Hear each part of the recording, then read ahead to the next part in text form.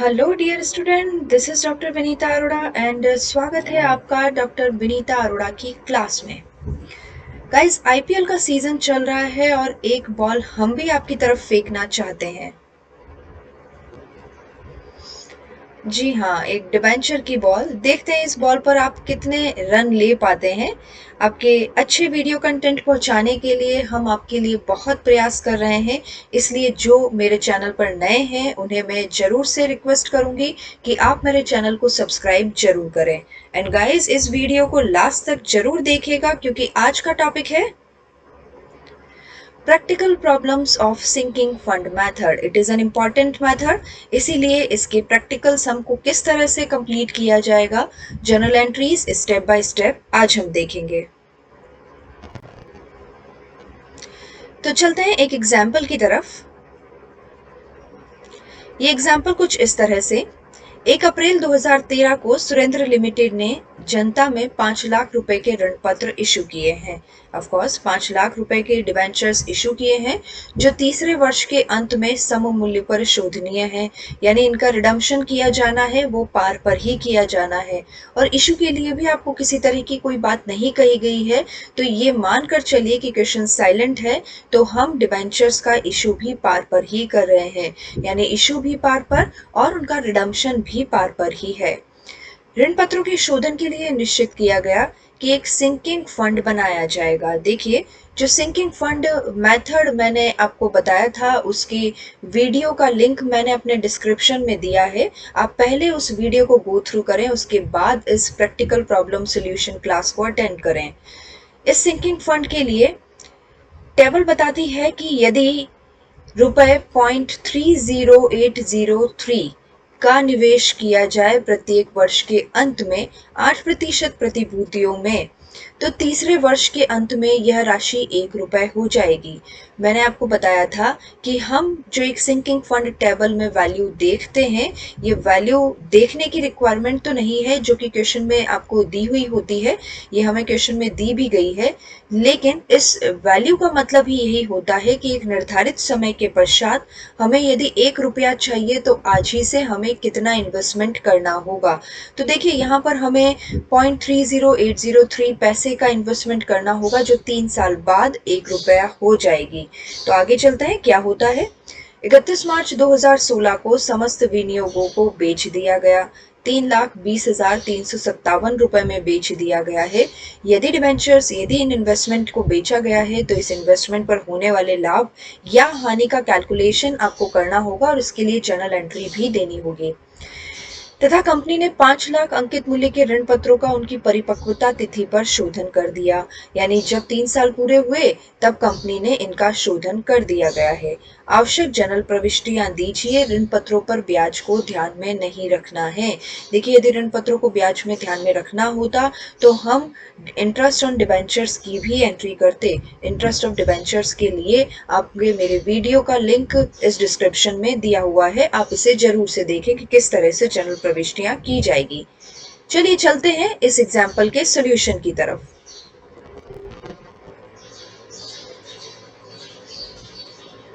Journal of Surendra limited के books of accounts में हम एंट्री कर रहे हैं सबसे पहले 1 अप्रैल 2013 को। 1 अप्रैल 2013 को हमें डिबेंचर्स को इशू करना है। तो डिबेंचर्स को इशू करने के लिए गाइज आपको अच्छे से पता है हमें जर्नल एंट्री जो देनी होती है वो है bank account debit to debentures account. यहाँ पर हम 2 एंट्रीज आपके सामने रख रहे हैं। तो ये 2 एंट्रीज कौन कौन सी है? Bank account debit to debenture application and allotment account. Of course application allotment account lump sum debentures का इशू किया गया है, तो debenture application allotment account credit कर दिया गया। लेकिन दूसरी ही एंट्री में debenture application allotment account debit किया गया। इसलिए फाइनली जब हम एक ही एंट्री करें तो इस एक एंट्री में bank account debit to debenture accounts भी चल जाता है। तो हमारे पास जो एंट्री रही है डिबेंचर्स के इशू की, क्योंकि पार पर इशू किया गया है, तो bank account debit to debentures account 5 lakh रुपए पर डिबेंचर्स इशू कर दिए गए। चलिए अगली एंट्री देखते हैं। मार्च 2014 यहाँ पर आप ध्यान रखिए 1 अप्रैल 2013 को डिबेंचर्स इशू किए गए थे। At the end of the year यानी 31 मार्च 2014 को अब हमें सिंकिंग फंड बनाना होगा, जैसा कि प्रश्न में पूछा भी गया है। तो सिंकिंग फंड बनाने के लिए हम एंट्री करते हैं सरप्लस अकाउंट डेबिट या profit and loss appropriation account debit to DSF account, debenture sinking fund account. Particular किस अकाउंट को डेबिट किया जाएगा, किस अकाउंट को क्रेडिट किया जाएगा, ये मैंने अपने लास्ट वीडियो में बहुत अच्छे से इस मेथड को समझाया था, इसलिए उस वीडियो को जरूर से देखें। Profit and loss appropriation to debenture sinking fund account, यहाँ एंट्री की जाएगी। हमने एक सिंकिंग फंड अकाउंट बनाया है, सरप्लस या प्रॉफिट एंड लॉस अप्रोप्रिएशन से पैसा निकाल कर हमने debenture sinking fund account create कर दिया है। बच्चों, ये अकाउंट केवल इसीलिए क्रिएट किया गया है ताकि डिबेंचर्स के शोधन के लिए हम राशि को इकट्ठा कर सकें, कलेक्ट कर सकें। लेकिन अब बात करते हैं इसके अमाउंट की। ये अमाउंट कहाँ से मिला है? मैंने आपको अपनी पिछली क्लास में भी फॉर्मूला दिया था और यहाँ पर भी मैं आपको बता देती हूँ। ये अमाउंट हमें मिला है 5 lakh multiplied by table value, यानी जो हमारे डिबेंचर्स की रिडम्पशन की अमाउंट है, जो हमारे डिबेंचर्स की अमाउंट है, डिबेंचर्स अमाउंट मल्टीप्लाइड बाय 0.30803। देखिए यहाँ पर ये वैल्यू टेबल वैल्यू है जो हमें क्वेश्चन में गिवन है। तो इस तरह से यदि हमें 3 साल बाद 5 लाख रुपए की आवश्यकता है, तो ऐसी स्थिति में आज हमें 1,54,015 रुपए का इन्वेस्टमेंट करना होगा। तो ये वैल्यू हमें टेबल वैल्यू से पता चल गई और केवल एक सिंपल मल्टीप्लिकेशन के थ्रू हम यहाँ पर अपनी वैल्यू कैलकुलेट कर सकते हैं। तो गाइज आगे चलते हैं हम। Debenture sinking fund investment account to bank, यानी जितना पैसा हमारा प्रॉफिट एंड लॉस अप्रोप्रिएशन से निकाला गया था डिबेंचर सिंकिंग फंड अकाउंट से, यहाँ पर मैंने आपको बताया भी था कि यदि क्वेश्चन साइलेंट है तो हम ये मानकर चलेंगे कि हमें डिबेंचर संचयी टाइप के इन्वेस्टमेंट पर काम करना है। तो ऐसी स्थिति में डिबेंचर सिंकिंग फंड इन्वेस्टमेंट आपने क्रिएट किया एक अकाउंट, और जितना भी पैसा आपने डिबेंचर सिंकिंग फंड अकाउंट में ट्रांसफर किया है उसका उतना ही पैसा बैंक से निकालकर हम DSFI अकाउंट में ट्रांसफर कर देंगे। यानी बच्चों हमारे पास 2 अकाउंट अब क्रिएट हो चुके हैं, 2 नए अकाउंट क्रिएट हो चुके हैं। एक तो डिबेंचर सिंकिंग फंड अकाउंट जो हमारे बिजनेस में हम यूज में ले रहे हैं, हर साल हम कुछ पैसा प्रॉफिट एंड लॉस अप्रोप्रिएशन से निकाल कर इस अकाउंट में डालेंगे। और दूसरा अकाउंट हमने बैंक में क्रिएट किया है, दैट इज DSFI अकाउंट। इस अकाउंट में हम जितना पैसा हम DSF अकाउंट में रखते हैं उतना पैसा हम बैंक से निकाल कर इस इन्वेस्टमेंट अकाउंट में डिपॉजिट करवा देंगे। सो गाइस आगे चलते हैं।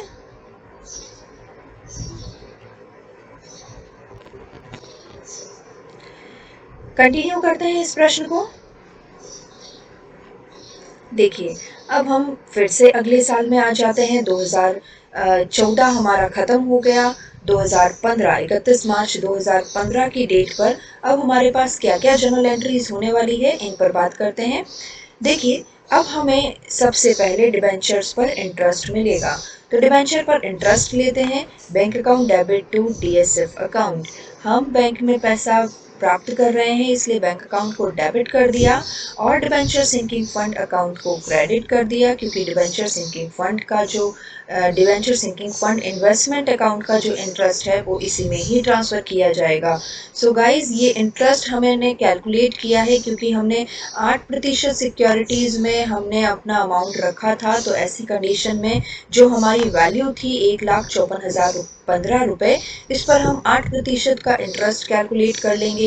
यदि मंथ की बात करें तो हमारे पास पूरे 12 महीने के लिए इन्वेस्टमेंट रहा है, इसलिए हम 12 महीने के लिए ही इस पर ब्याज कैलकुलेट करेंगे और ये ब्याज जो हमारा बनेगा वो होगा 12,321 रुपए। ये सिंपल कैलकुलेशन है। 1,54,015 rupees multiplied by 8 divided by 100, 12,321 rupees. ये हमें सिंपली इंटरेस्ट मिला है हमारे DSFI को 1 साल पूरा होने के बाद। अगली एंट्री पर जाते हैं। अगली एंट्री में गाइस देखिए, हमें फिर प्रॉफिट एंड लॉस से पैसा निकालना होगा और डिबेंचर सिंकिंग फंड अकाउंट में डालना होगा।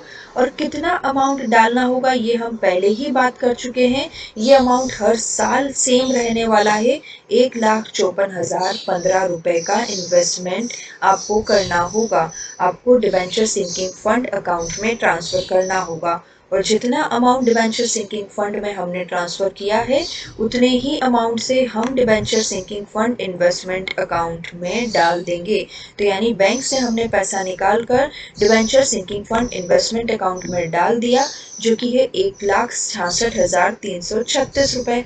भाई देखिए, ये अमाउंट कहाँ से आई? जैसा कि मैंने आपसे बात किया था कि हम यहाँ पर संचयी प्रकृति का इन्वेस्टमेंट खोलते हैं यदि क्वेश्चन साइलेंट है तो ऐसी स्थिति में हम संचयी प्रकृति के इन्वेस्टमेंट का मतलब क्या होता है कि हमने जो अमाउंट निकाली है 1,54,015 रुपए, इस अमाउंट के साथ साथ जो हमें इस वर्ष इंटरेस्ट मिला है 12,321 रुपए, उसे भी साथ में री इन्वेस्ट कर देंगे। इस तरह के इन्वेस्टमेंट से फायदा क्या होगा? हमें यहाँ पर जल्दी अमाउंट तैयार हो जाएगी। 5 लाख रुपए की जो अमाउंट हमें चाहिए वो जल्दी तैयार हो जाएगी, क्योंकि हम इंटरेस्ट को भी री इन्वेस्ट कर रहे हैं। इंटरेस्ट को हम अपनी बुक्स ऑफ अकाउंट्स में हमारे कंपनी में रिटेन करके नहीं रख रहे हैं, उसे हम री इन्वेस्टमेंट कर रहे हैं। तो इस 12,321 रुपए पर भी कुछ ब्याज मिलेगा। तो इस वजह से हम इसे री इन्वेस्ट करते हुए हमारा पर्पस केवल एक ही कि हम जल्द से जल्दी अपनी अमाउंट तक पहुंचेंगे। तो यहाँ पर हमने इस वर्ष 3 एंट्री दी। डिबेंचर का इंटरेस्ट हमें रिसीव हुआ, साथ में हमने प्रॉफिट एंड लॉस अप्रोप्रिएशन से पैसा निकाल कर डिबेंचर सिंकिंग फंड अकाउंट में पैसा डाला, और साथ ही इतना ही अमाउंट प्लस इंटरेस्ट की अमाउंट के साथ निकाल कर, बैंक से निकाल कर debenture sinking fund investment account में डाल दिया। तो गाइस चलते हैं अगले साल, यानी 31 मार्च 2016 को क्या होता है। देखिए, 31 मार्च 2016 का जो ईयर है, ये मैं आपको रिमाइंड करवा दूं, ये हमारा रिडम्पशन ईयर है। और जैसा कि आपको पता है, जैसा कि हमने आपको सिखाया भी था, बताया भी था कि जिस दिन, जिस समय, जिस वर्ष डिबेंचर का रिडम्पशन किया जाना है, उस वर्ष हम अपने इन्वेस्टमेंट को री इन्वेस्ट नहीं करते हैं। उस वर्ष हम अपने इन्वेस्टमेंट को बेच देते हैं। तो देखिए यहाँ पर कौन कौन सी जर्नल एंट्री होगी। सबसे पहले हमारी जो सीक्वेंस है उसी को बनाए रखिएगा। डिबेंचर्स का इंटरेस्ट रिसीव कीजिए, bank account debit to debenture sinking fund account. हमारे पास जितना भी इन्वेस्टमेंट है उसकी वैल्यू अब हो गई है 3,20,351 रुपए। देखिए, प्रथम वर्ष हमने 1,54,015 रुपए का इन्वेस्टमेंट किया और द्वितीय वर्ष हमने 1,66,336 रुपए का इन्वेस्टमेंट किया। इन दोनों को ही यदि टोटल कर लिया जाए तो हमारे पास ये 3,20,351 रुपए की वैल्यू आ जाती है।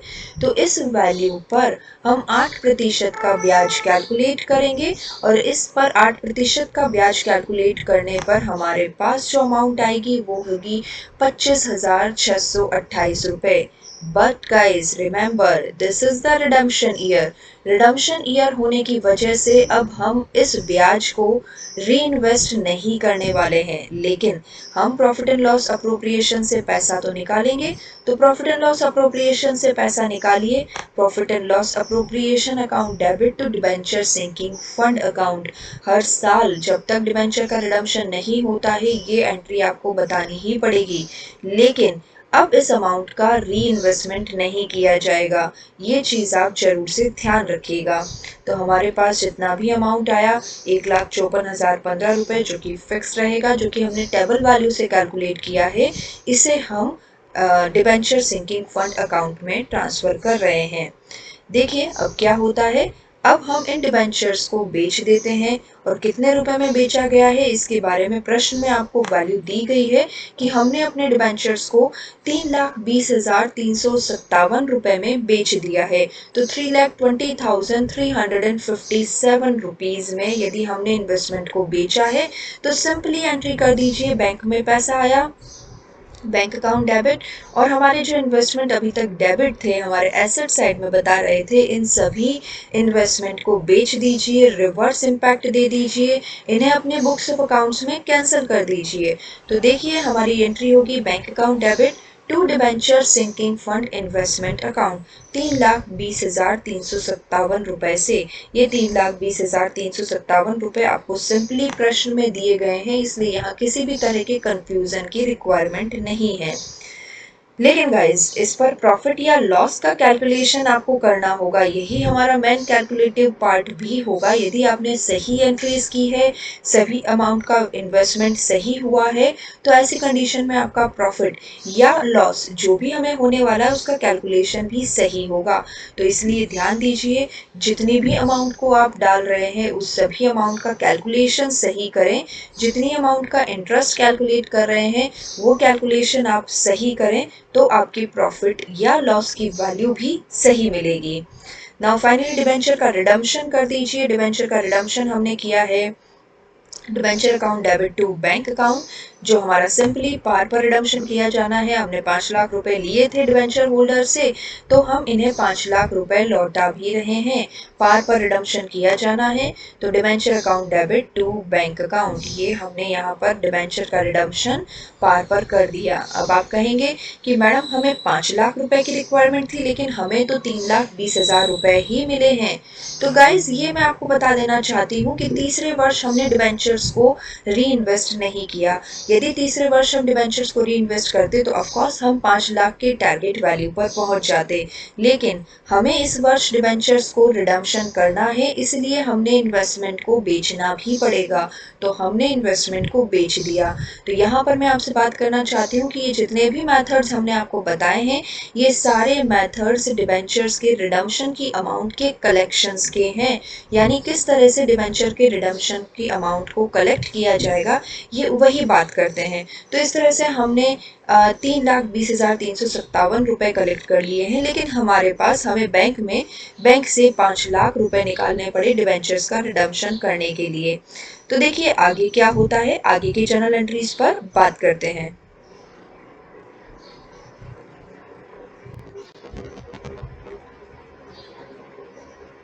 प्रॉफिट कैलकुलेट करना होगा ऑफ कोर्स। देखिए हमारी सेल वैल्यू है 3,20,357 रुपए, जो कि हमें प्रश्न में भी दी गई है, माइनस फर्स्ट ईयर का इन्वेस्टमेंट 1,54,015 रुपीस और सेकंड ईयर का इन्वेस्टमेंट जो हमने किया 1,66,336 रुपीस। इन दोनों को यदि टोटल किया जाए और फाइनली 3,20,357 रुपए से माइनस कर दिया जाए, तो हमारे पास प्रॉफिट बचेगा 6 रुपए का। और इस 6 रुपए के प्रॉफिट के लिए हमें एंट्री करनी होगी debenture sinking fund investment account to debenture sinking fund.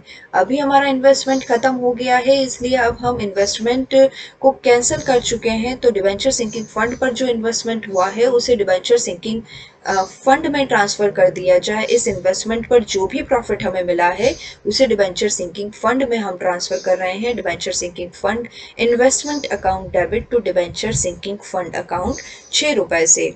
Now finally एक लास्ट एंट्री जिसे आप जरूर से ध्यान रखिएगा, आप जनरली भूल जाते हैं।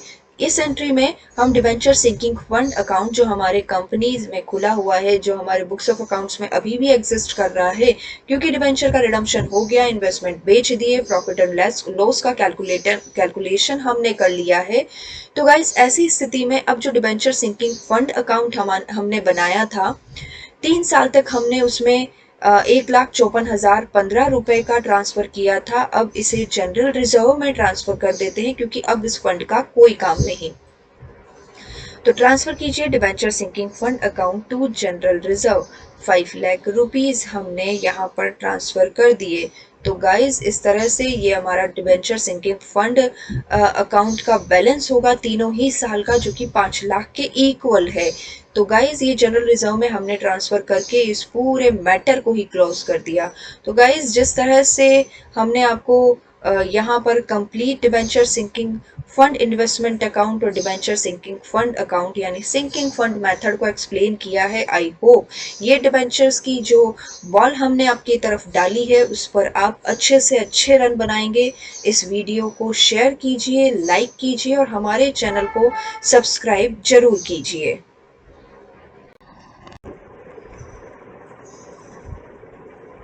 Thank you everyone. Thank you so much.